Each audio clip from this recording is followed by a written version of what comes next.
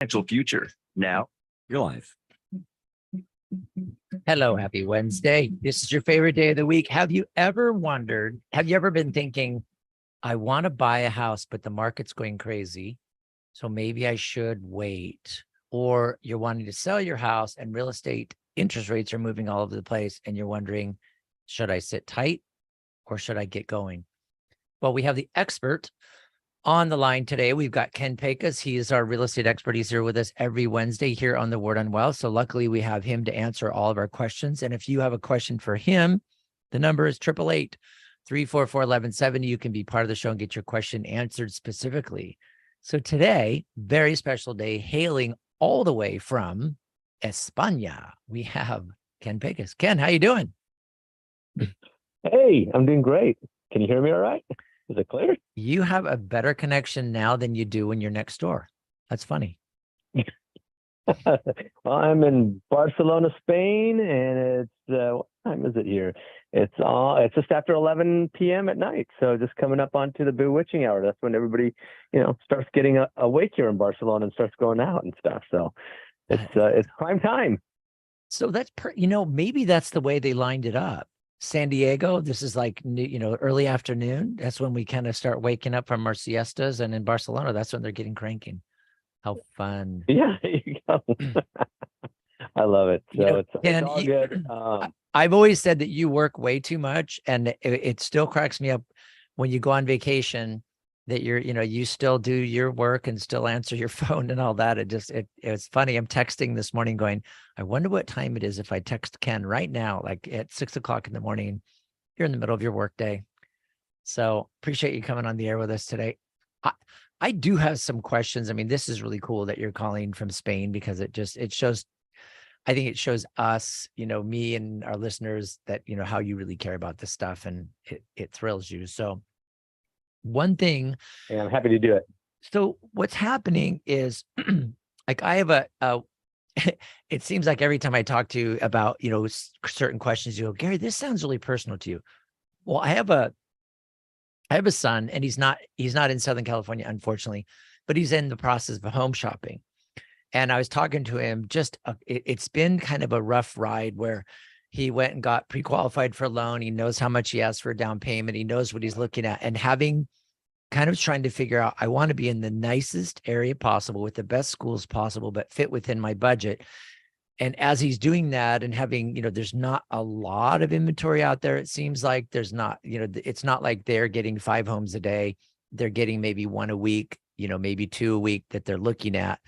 But right. He asked me, he said, Dad, can you ask Ken with the market kind of the way it is now, and with the interest rates now going up, and he says, the highest they've ever been in 30 years or whatever all the stats are, whatever. He said, I feel like I should wait until the market drops a little bit or makes an adjustment, and then I should buy. And I said, you know what? I'm going to ask Ken because I think I know what he would answer.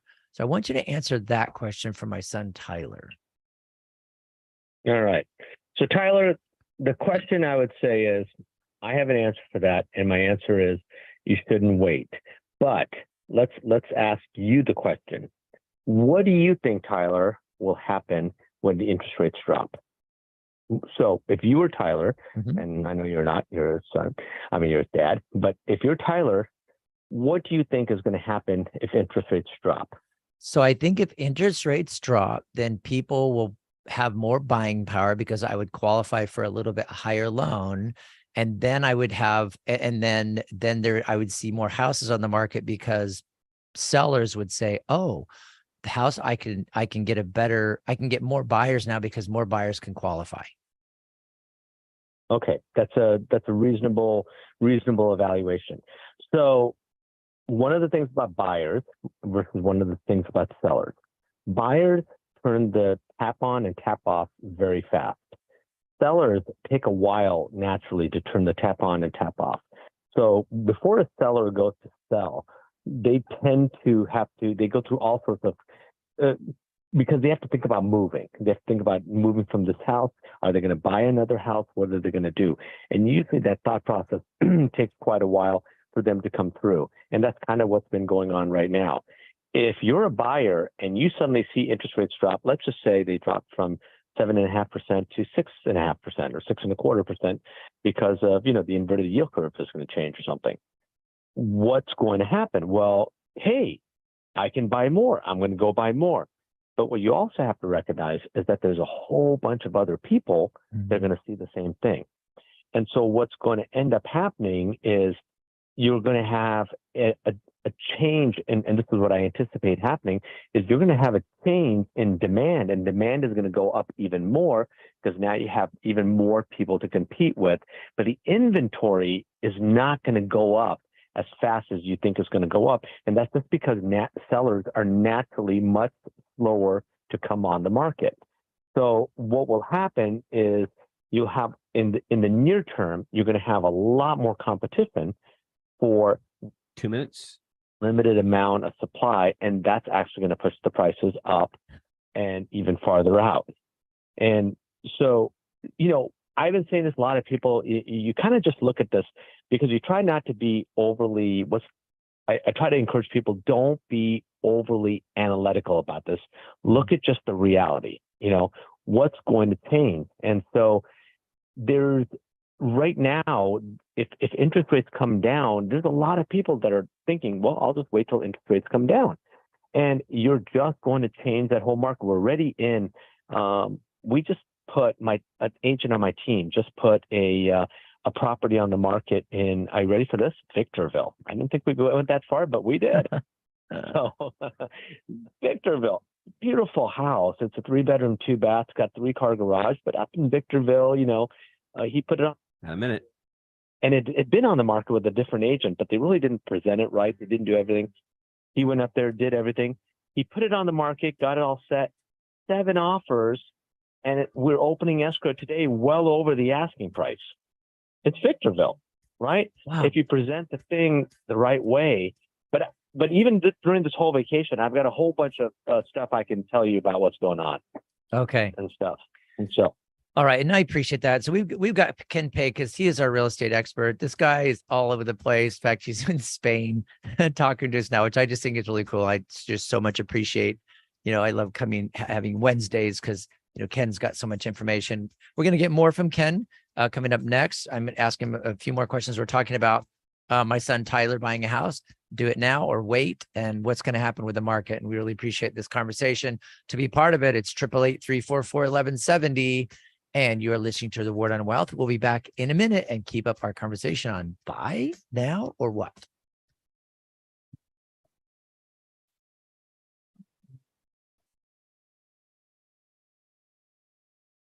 You don't need to know everything. You just need to know where to find answers you can trust when you need them. Welcome to The Word on Wealth with Gary Quackenbush. We're here to help you build, protect, and transfer everything you've worked hard for with expert estate planning, trust administration, inheritance, and probate. Call Gary and the team at gqlaw.com. 855-500-TRUST. You're saving and investing for the future, and that's good. Have you ever stopped to think, where does my money actually go? This is Faith-Based Investing with Anthony Wright. Most Christians just don't understand that the money they save for retirement usually helps fund the abortion industry and other liberal anti-family causes. But did you know that with just a few minutes of your time, we can screen and clean your investments at no cost to you? It's absolutely complimentary. Just go to the website right now, download a free copy of my book, Faith-Based Investing. It's free as well. You deserve to know the truth as the investor. Then the choice is yours. You can keep doing what you're doing,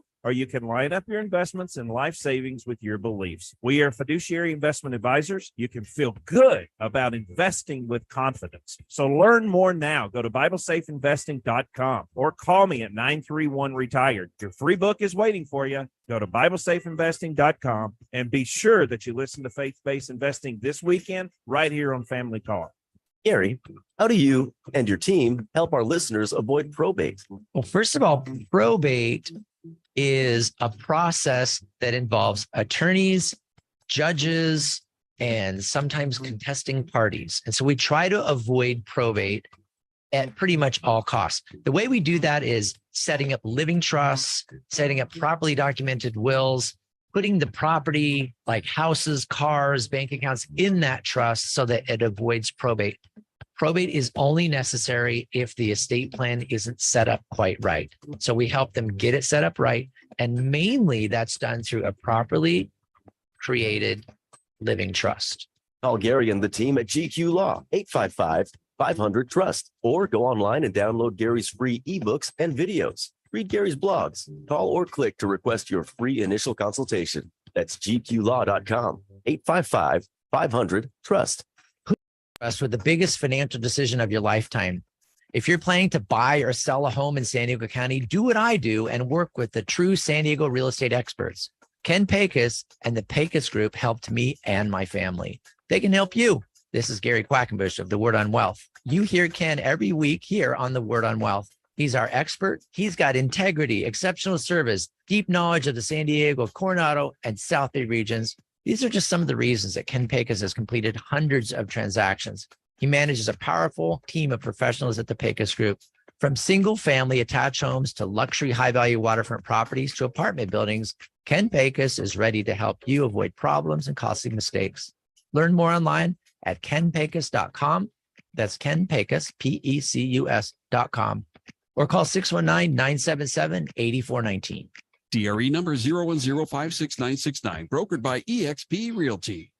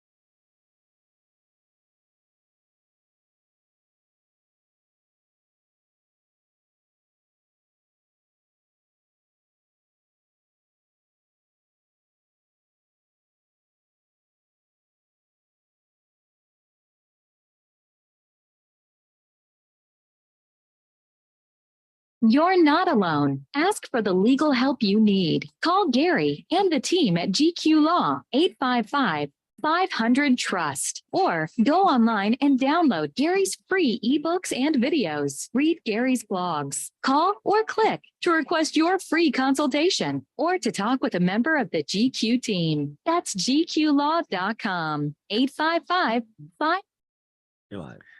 All right. So are you feeling anxious? Maybe you're thinking about buying a home, but you just don't know that market moving like it is, interest rates going up, kind of unsettled. Is the Fed going to come out and make some other decision? And you're trying to figure out, should I jump in the market and try to buy?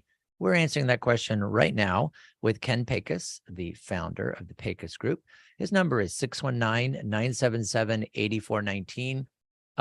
If you really want to know whether a cell phone goes through to Barcelona, Spain, it's 619-977-8419, but it's in the middle of the night. So don't call Ken right now. Call him tomorrow, 619-977-8419, or you can call his team. You know, what I do is I usually go to kenpecus.com, Pecus, kenpecus.com. You can actually see who he is and all the people that are on his team.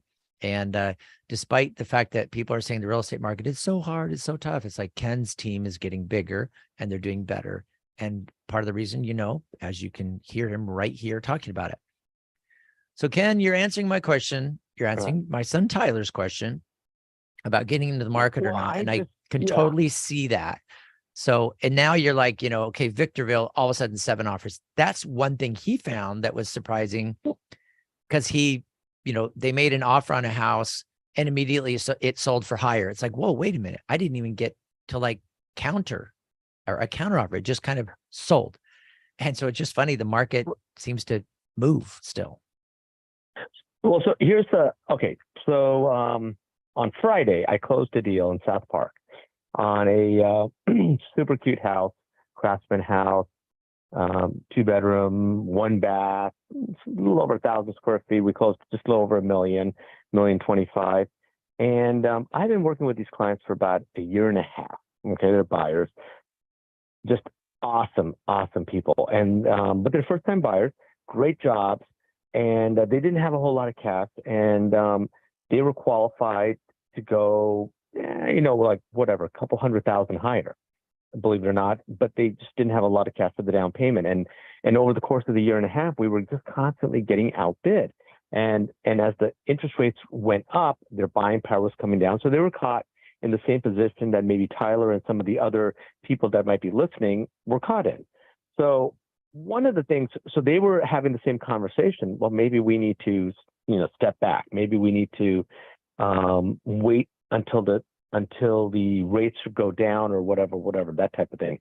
And so I had a conversation and I just asked them very clearly in terms of their goals, where they're trying to go. And one of the things I suggested, I said, look, I truly do not believe the market is pulling back right now. I don't see anything that's pulling back.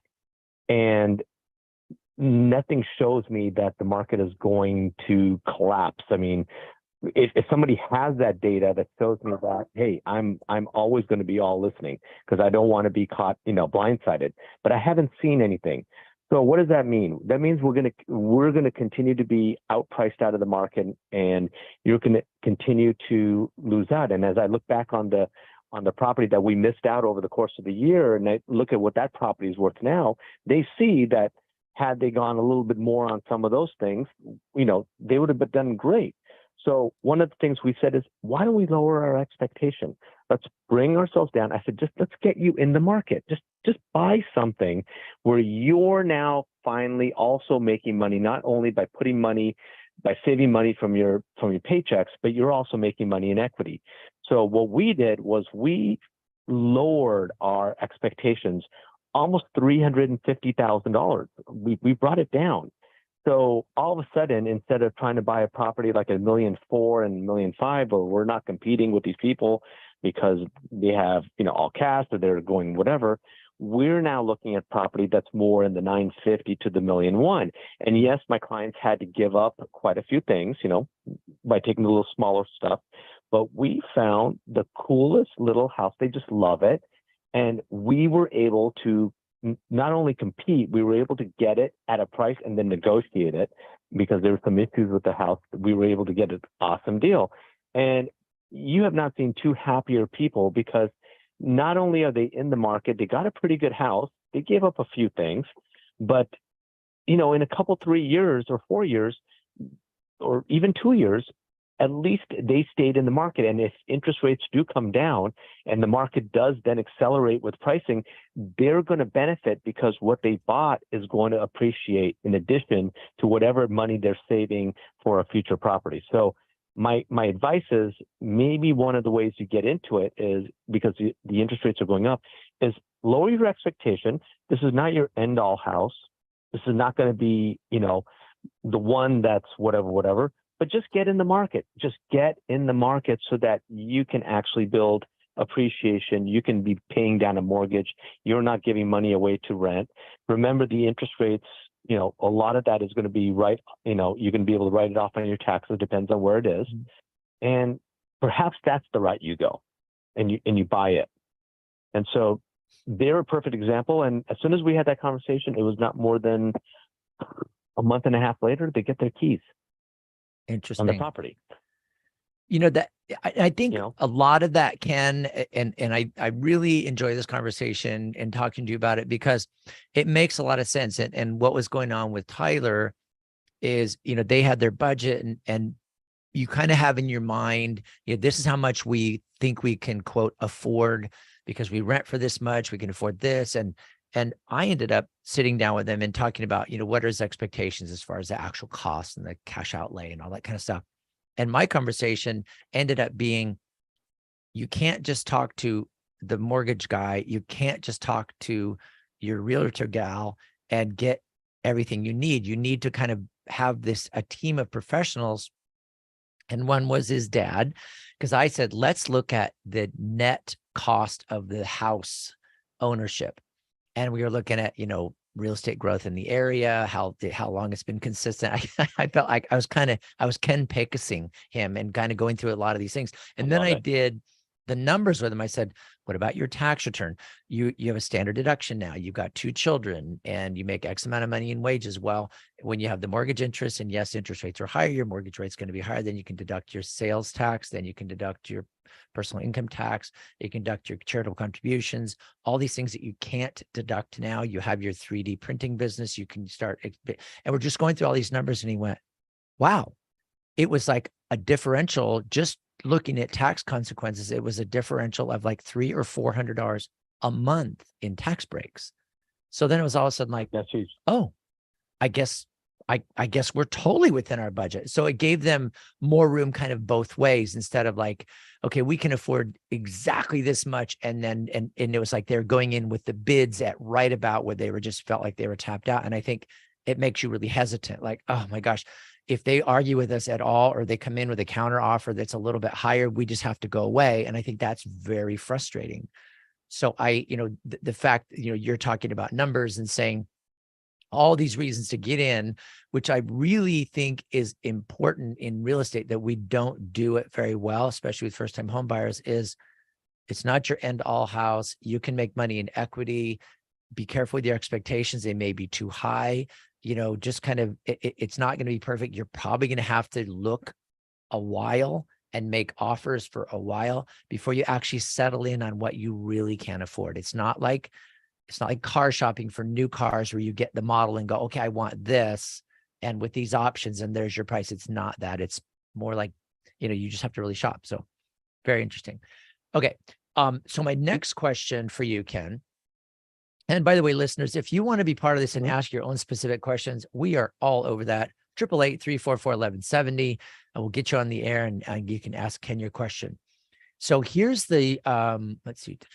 So the next question, you answered a couple, and this came up, and I don't know the answer to this at all, is it seemed like there was a time when if I were going to buy a house and then I realized the sellers were, they're family people. I want to be able to talk directly to that buyer or the seller of their house and say, hey, the reason you should take our offer is because we're really nice people.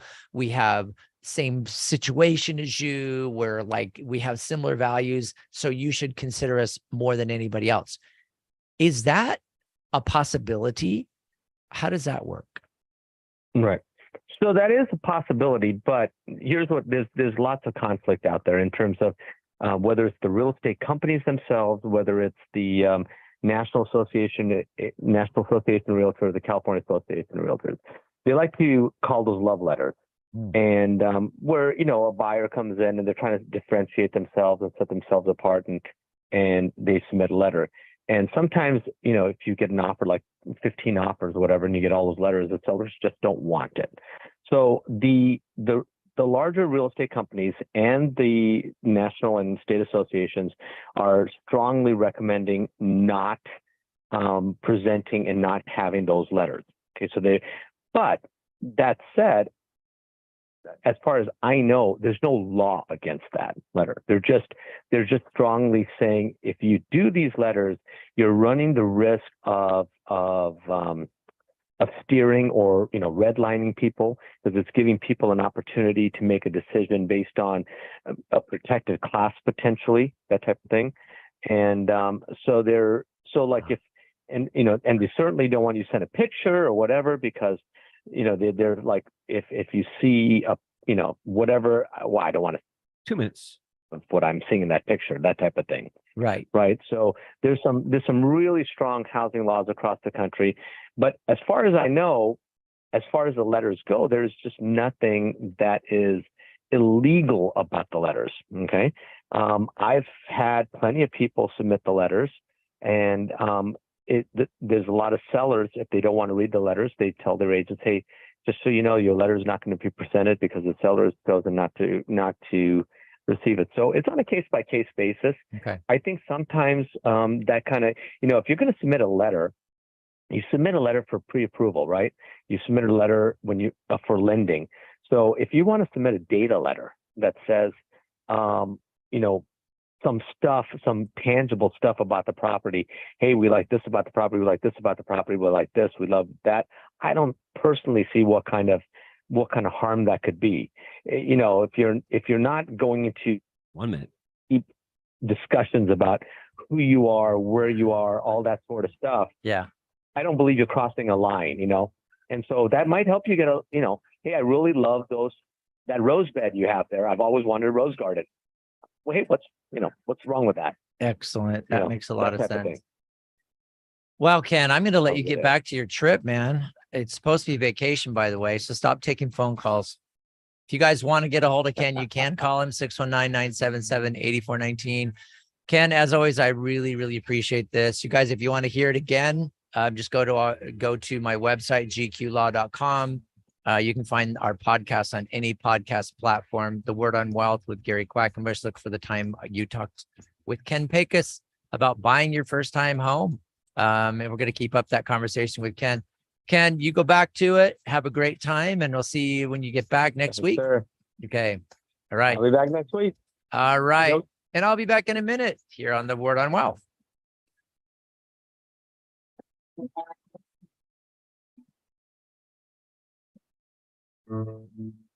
You've got questions. We've got answers. This is the Word on Wealth with Gary Quackenbush of GQ Law. Gary's here to give you peace of mind with expert estate planning, trust administration, inheritance, and probate. Call Gary to build, protect, and transfer your wealth. 855-500-TRUST. GQlaw.com.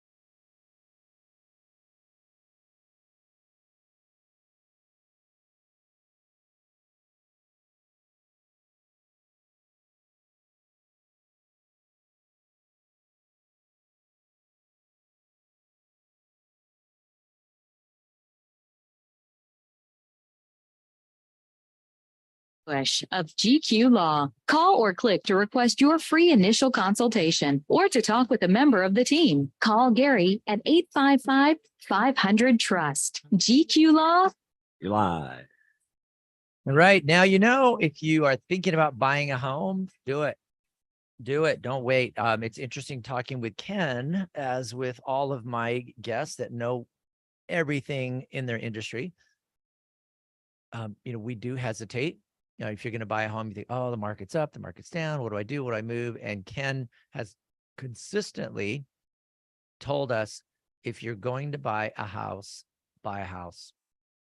It may be that if you're having trouble affording it, maybe you can afford what he calls lower expectations, like lower your expectations. Maybe you could afford less house, a less expensive house, but then be okay with that and realize that's what happened. Now, I have another one of my sons did exactly that. You know, they were thinking, oh, we wanted to get this house, and they were shopping, and they got their pre-qualification, they got their down payment, and they just looked and looked and looked, house after house after house, trying to be in their price range.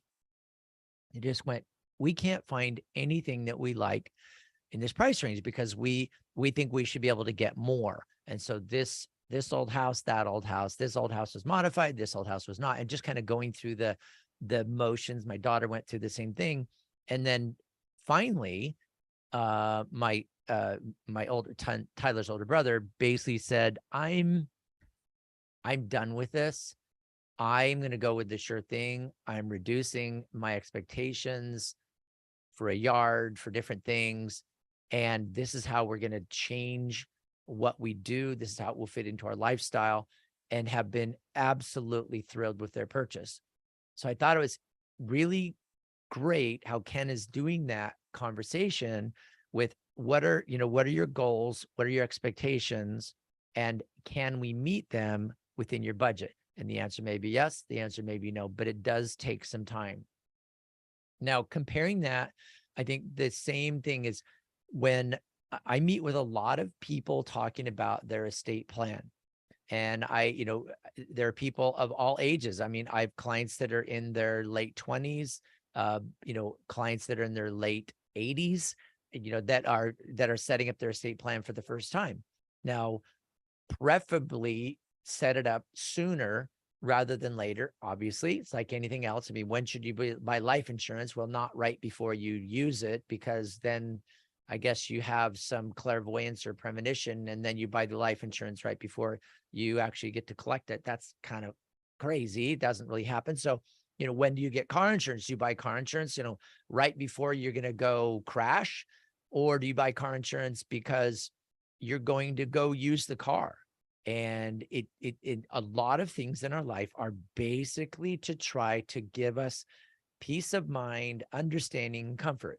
Now, when I mountain bike, do I put in my helmet because I feel like I'm going to crash that day? Or do I put on my helmet because there's always a possibility of crashing? And I know a lot of people think, well, gosh, Gary, why don't you just not crash? That would be awesome. But that's why I wear a helmet. So interesting.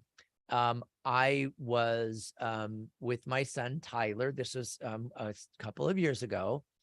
And he was visiting, and I thought, we're just going to go easy today. We're just going to ride in these places called tunnels. We're just going to ride there and kind of enjoy it. We don't want to get, just go for like a death march, or, we're not going insane and trying to get our heartbeat, screaming up over maximum and all that. We're just going to have a cool, casual ride.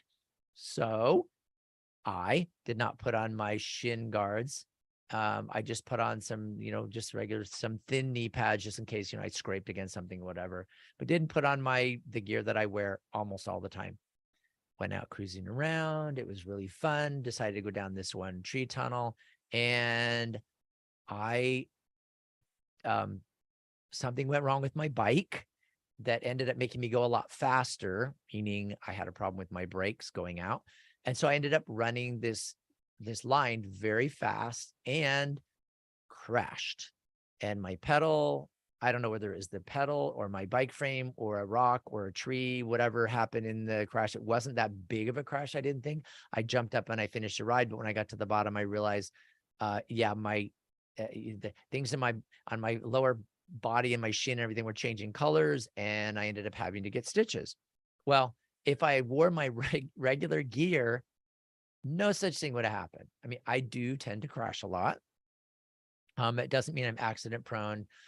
I have just kind of this personality to just push and go hard. I mean, it's not like I'm this, crazy, I have to have adrenaline, I have to have my heart rate over 160 or something like that. I just like that's how I enjoy things. I tend to go really hard, and for my deficiency, my, lack of expertise or my lack of talent, I tend to believe that I can kind of compensate for that with going harder. And so sometimes I get injured as a result, but I'm not completely insane. So I think with the point being, we don't actually know what's going to happen. Now, if I think I'm going on a ride, I'm going to put on my full face helmet, my heavier gloves, my heavier elbow pads. I'm going to put a neck brace on, whatever, because I know I'm really going to go big today.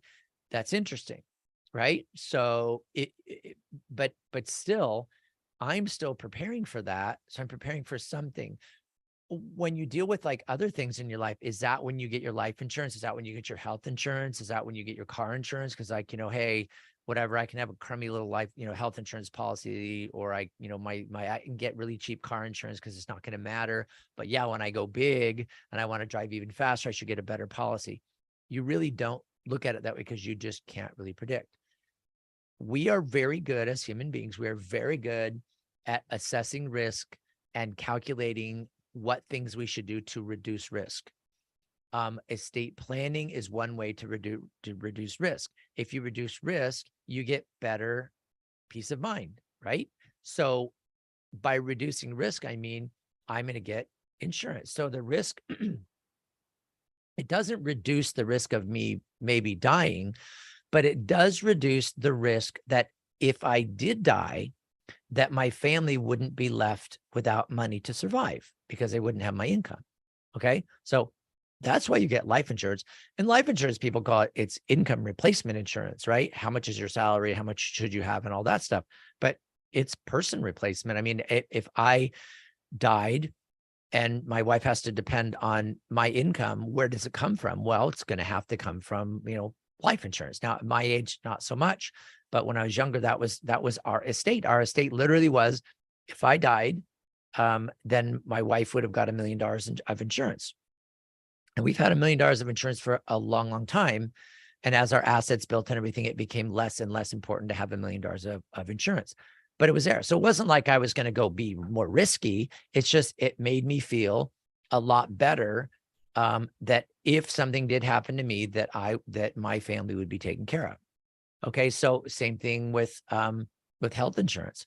If you are prone to be ill or prone to, maybe you have some family diseases that you're worried about, maybe there's some issue, there's heart disease or lung disease that's common in your family, maybe it's you're genetically predisposed to that, then I think you would probably say, wow, I know that I am genetically predisposed, so I should get good coverage without any upper limit.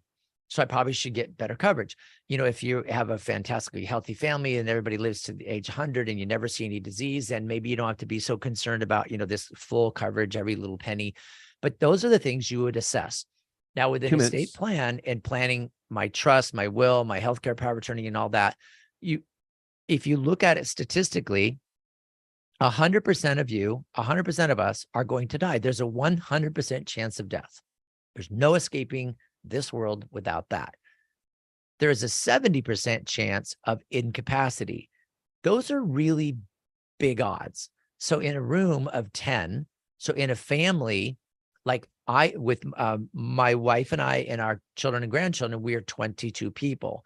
Well, 3 out of 10, which in my family of 22 would be 6 of them statistically will become incapacitated at some time in their life. Okay, that's a big number. That's the challenge that we look at. So you plan for that. If I became incapacitated, will my family suffer because they don't have income, because they don't have me around? How do I replace that? You can do disability insurance, or you could, set it up so there's some other way to take care of things. If you and your spouse died and you left your children, would they be able to be taken care of? Well, you're not there to manage the money and manage the finances, but if you have a trust, you can leave the money, your finances, your house and everything in the care of a trustee, and that trustee will manage the money to care for your children. That's the whole purpose of this thing. You want to have the protection, you're reducing the risk of your family being stranded or having to make these really tough decisions. You're trying to make those decisions ahead of time to provide that family protection. And that's it. That's how estate planning works. I'd love to be your estate planner. If you don't have one, I want to be your favorite estate planner. My number is 855-500-TRUST. Get in now. Summer's over. We can get you in and out in a couple of weeks with your estate plan completed. 855-500-TRUST. Make sure you mention this show and let me have that free give you a free consultation. We'll talk about your estate plan and we'll get it done. We'll take care of you. 855-500-TRUST. We'll be back in a minute on Estate Planning Day. You don't need to know everything. You just need to know where to find answers you can trust when you need them. Welcome to the Word on Well with Gary Quackenbush. We are here to help you build, protect, and transfer everything you've worked hard for with expert estate planning, trust administration, inheritance, and probate. Call Gary and the team at gqlaw.com. 855-500-TRUST. So Gary, we've talked a long time about estate administration. So what is that and why is it important? Estate administration is the distribution part of estate planning.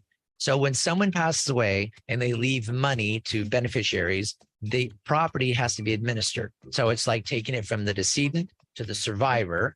That's called the estate administration process. So usually you're going to have a successor trustee that's named in the trust. They'll have no idea what they're doing because they've never done it before. So then they call on GQ Law and we walk them step by step on how to be a successful and good successor trustee. We also do the required notifications. We notify the Department of Health Services and all the legal requirements so that they can have the estate administration done properly. We help successor trustees be successful. Call or click to request your free consultation. gqlaw.com. 855-500-TRUST. gqlaw.com. Life is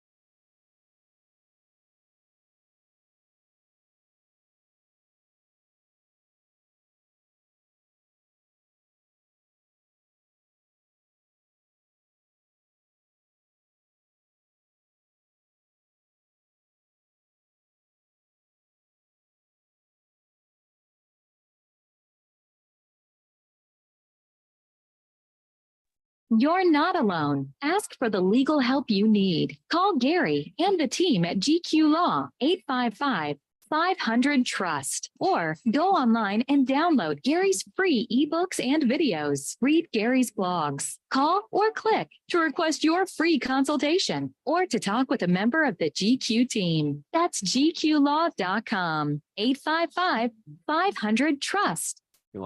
Welcome to Word on Wealth. If you got questions for me, it is 888-344-1170. Get your questions in and let me answer them for you. We're trying to get you over the anxious or unsettled feeling of not having things in order. Heck, it's the Word on Wealth with Gary Quackenbush. Let's talk about getting your ducks in a row. An estate plan is important. And what does that consist of? We talked about documents. We talk about it periodically through this daily show. And yesterday, I was talking specifically about what documents you need. An estate plan is going to consist of, for almost everybody, it's going to be a living trust. I was with somebody the other day and we were talking about, oh, that's so expensive. And, if you don't have a trust, it's super expensive because of all the attorney's fees. And sometimes you get into a fight because things weren't organized properly. And it wasn't the intention of the creators of the trust. The mom and dad were not clearly defined. And so there was these fights that went on and on and on. In fact, it was so bad that we spent, between both sides, both fighting parties, we spent over $100,000 in attorney's fees. And my response to that, this has come up several times in the last couple of weeks. My response to that is, well, I like that story. And that's my point. It's not my job to make money off of an estate plan that was done wrong. It's my job to keep you from having to spend all that money, or your heirs, your kids, your beneficiaries to spend all that money fighting afterwards. And what I have been finding is that not being really thoughtful with setting up the estate plan. The fights that we see, I mean, if I had to lay a percentage, I would say probably 80% of the fights that we see after parents specifically have died are over personal property. It's not the stuff with a lot of value. It's the personal property, the family photo album, the family, what we're calling heirlooms. Most people do not care about family heirlooms and property. They really don't ultimately. But when it's a fight, when it's a, when there's a disagreement over something like, where did that thing go? Who took that? Where did it go? I wanted dad's, that hammer that he had his name engraved on. I wanted mom's, necklace that she got from dad on their engagement. There's things like that people end up fighting over. And that's really the majority of the fights we end up with our personal property. And it surprises me, still surprises me how much money people are willing to spend on attorneys to fight over what's happening with personal property. So in talking about that, a client of mine with quite a bit of experience, unfortunate experience in that area, he said, I am going to make a list of my personal property and the things that I care about that I think that are of value. I'm going to put a list. I want to write out who gets what. And I'd mentioned to her, I said, well, the will that I will prepare for you gives you that power or opportunity, because in the wills that I provide, the will says that you, the one that's creating the will, that you have either created or will create a list or a schedule to direct your executor in the distribution of certain items of personal property. And it gives you instructions. This list shall be created by me and signed by me and kept with this will. So, executor, if you find this original will and you find this original document with that will, you're instructed to follow it for the distribution of certain items of personal property. So it's going to be like the rubber raft or the stand-up paddleboard or whatever things that you think are valuable. I don't know why I selected those, but whatever you think are valuable that might be an issue of who gets what, put it on a list. And maybe they don't want it, but at least you have made your effort to say who gets what. Because if you've got 4 kids and you don't have, 4 of your favorite stand-up paddleboards, there's probably going to be an issue of who gets what. Well, nobody gets it, and we're going to have you buy it from the trust or buy it from the estate. Sure, that's all possible, but sometimes it's better to just make a list. Now, so many people just say, I won't care, Gary. I will be dead. I'll let the kids fight about it. And then I ask if they want me to tell them stories about how their answer could play out. And some people say yes, and some people say no, doesn't matter. But I am always willing to share stories on my experience of doing this and explaining what happens with kind of that, if you just say, forget it, divide it up however you want. Sometimes, depends on your kids, perfectly fine. Got a family. This guy's name was Matt, not my son Matt, but another guy named Matt. And there were him and his 4 siblings, and there's sort of the 5 of them. They did everything very methodical. And they basically said, okay, we're going to put all of mom and dad's stuff in, all the trinkets and collectibles and whatever. We're just going to put them all in one room, get rid of the furniture, whatever it takes. And everybody gets to see what they really, really, really want. And you can put your tag on it. Like, I really would like this. Just put a tag on it saying you would really like it. Doesn't mean you get it, but just so you know, just so we know. And then they basically took turns. I can't remember how they did it, but they figured out who would take turns and say, okay, person number 1, start, get whatever you want, and then put it in your pile. It's like going under the Christmas tree, except with no wrapping. And they just went around and they ended up not really wanting very much at all. And I thought that was really interesting, that ultimately people don't really want anything, but they want the opportunity to at least have had the chance to get something so that they don't think something got stolen or taken away. Okay, now here's advice from your friend Gary. Don't have the after funeral party, wake, celebration of life, whatever.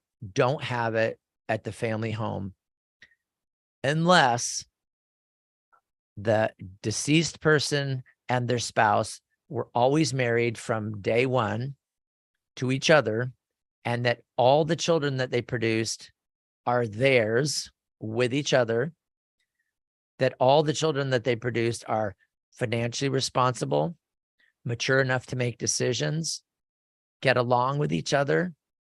If all those conditions exist, and they all agree that they should all have the party at mom and dad's house, and they all agree they're not going to go into a shopping spree, under those conditions, go for it.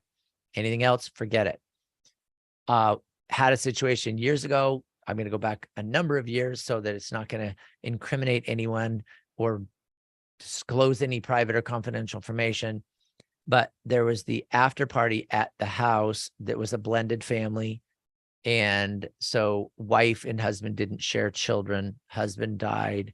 Wife, out of the goodness of her heart, said, yes, we'll have it at your dad's house, the family home, blah, blah, blah. She ended up having to call the police to get everybody out of the house, including the children, who had now cut the lock, broke the lock off the garage, got the keys to the car, loaded up as much as they could, and drove away, and literally went through the house on like not even a shopping spree, but beyond that, where they were very aggressive and ended up taking things, even her stuff, and running out of the house as the police showed up.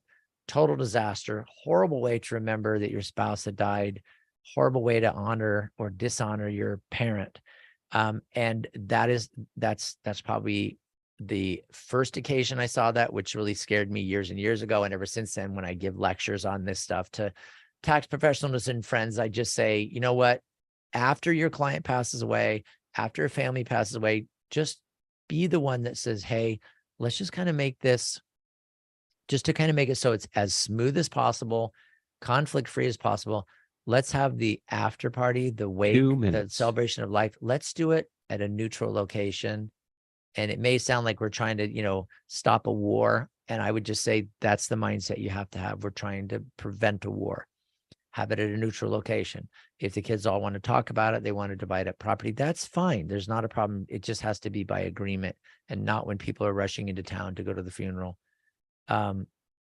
When you're picking your successor trustee, you do the best you can. If you're going to go your children in age order, if you're going to go do your children in responsibility order, put your kids on based on who's closer, physically, geographically closer, who does that more for an industry, whatever your choices are, it doesn't matter. Put your successor trustees that are going to be able to take care of business and do what you want them to do. My call out to you is to get your estate plan done. It is not as expensive. Most of my clients are saying, wow, your prices are really reasonable, especially with a guy that's been doing it for 35 years. Most of my clients are saying, wow, that's fast. You can get it done in 2 weeks. What do I need to provide? Most of my clients are saying, I thought you'd need more information than that. Some of it I get it myself. Some of it I just don't need. And we work on things in phases. If you don't have your favorite estate planner, please make GQ Law your favorite estate planner, 855-500-TRUST. Tomorrow, we've got Anthony Wright hailing from Tennessee to tell us all about our investments, some of the wild stuff he's doing to keep the markets rolling forward. And when you have this down, crummy market, when everybody's losing money and inflation is going off, I have seen nothing but good things from Anthony. And he's on the air with us tomorrow here on the Word on Wealth. Goodbye, everybody. Have a good afternoon. Monday through Friday, we are here on the Word on Wealth, and we will talk to you tomorrow. Bye, everybody. Have a good afternoon.